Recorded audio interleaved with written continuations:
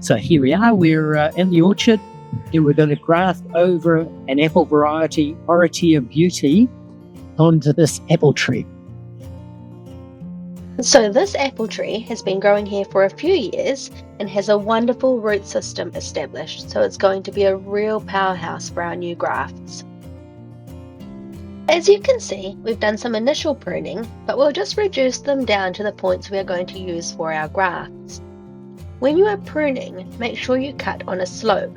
This is so that water and moisture runs off rather than pooling on the cut. When you are pruning bigger branches, it's best to support the branch with one hand while you cut with the other. If we just let the branch drop, it could cause damage to the tree, and we don't want to do that.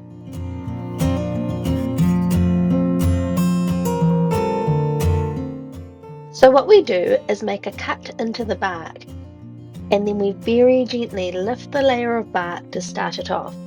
This is where our graft wood will go. We then make a sloping cut in our graft wood and a little nick at the back, which will help it callus over. We are going to place that under the bark and push it in nice and gently, leaving a window on the other side, and that will help it callus over too. We are then going to choose a bud that is facing the direction we want this branch to grow and nip it off just above that. We're then going to wrap it all up in this grafting material, which is like a strong Glad wrap, and that will make sure that the graft stays dry until it has taken. This will stay on there for 5 to 6 months.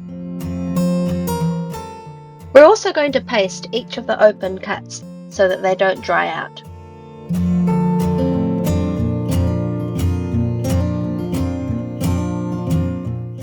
So we're going to follow the same process on each of our remaining branches, doing about 6 grafts onto this tree.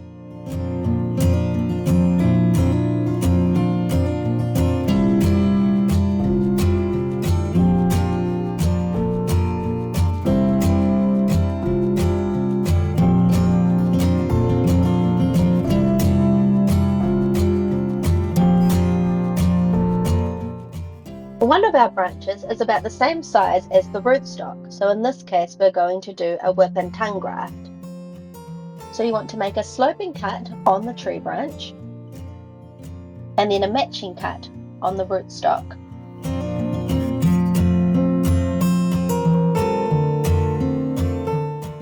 We'll check that we are happy with the fit, and when it's looking about right, we're going to cut a tongue about 2/3 into the wood.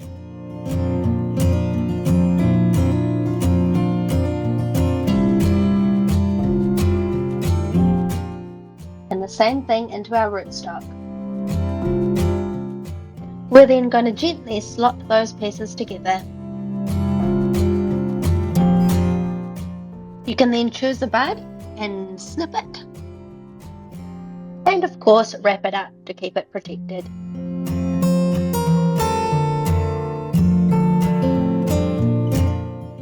To finish off, we're going to prune off all of these little shoots because we don't want the old variety to fruit from these.